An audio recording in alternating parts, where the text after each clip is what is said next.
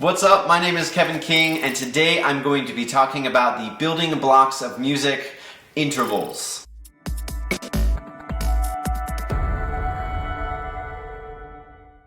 So to real quickly just go over the terms that I've been going over in the past couple of videos, we have the terms key, scale, and chord.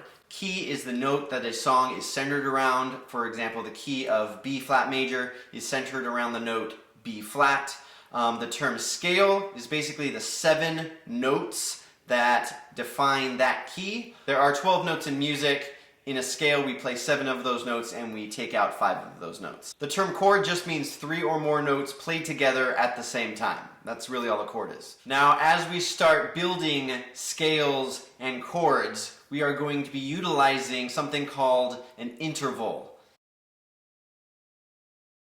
So an interval is nothing more than the distance or the space between 2 notes. So by definition, there are 2 notes involved in an interval. There's a starting note and an ending note, and then the distance or the space between those 2 notes defines that interval. So we call intervals the building blocks of music because we are literally building scales and building chords based on these different intervals or the spaces between the notes. So one of the first major fundamental principles that you need to learn about in music is the scale and what that means. It basically defines the 7 notes of the key that you're playing. And a scale uses intervals in a pattern. So there are major scales, minor scales, pentatonic scales. There's a whole slew of different types of scales, and they all use intervals to define themselves. So before I really dive into scales, I need to introduce you to 2 different intervals. One is the half step and the other is the whole step.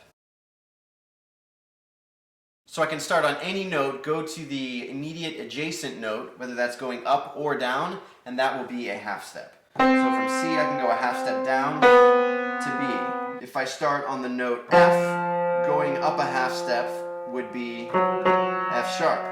If I start on the note B flat, going up a half step would be B. So you can kind of see how it works. So when I talk about a whole step, I'm talking about 2 half steps. You think about it, 2 halves make a whole.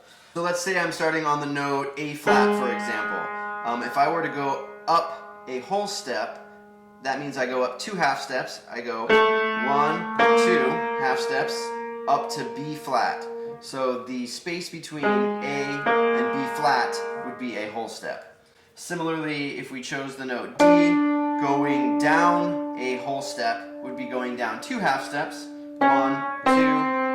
The interval between D and C would be a whole step. Now before I start talking about chords, which is stacking 3 or more notes together at the same time, I need to define 2 intervals called the minor third and the major third.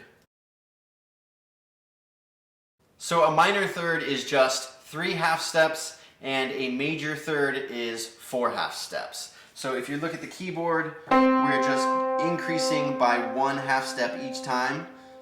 So a minor third would be 3 half steps. So between C and E flat, that is a minor third. And then if we just add 1 more to 4 half steps, between C and 1, 2, 3, 4, C and E would be a major third. If any of this is confusing or if you have any questions, please leave it in the comment section below. Now the last interval that I'm going to teach you today is called the octave. Now an octave is nothing more than when you play C, for example, and then you play the C higher up. That would be an octave.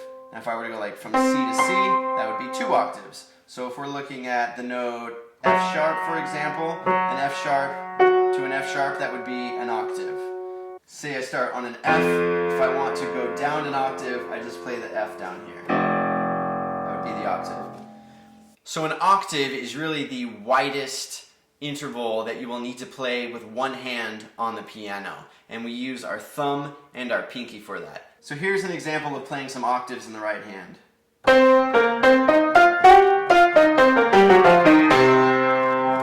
And oftentimes the left hand, so that's the largest that your hand is really going to have to stretch.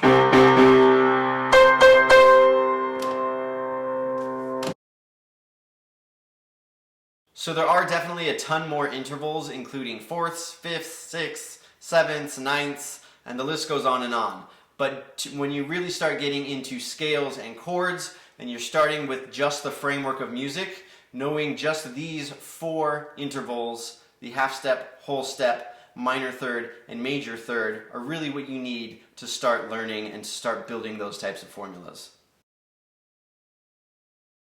So now that you know what the terms half step and whole step mean, we can then go on and start learning about major scales and the major scale formula. If you'd like to take a deep dive on these topics, including piano technique and music theory, consider checking out the King's Piano course. I will put a link in the description below.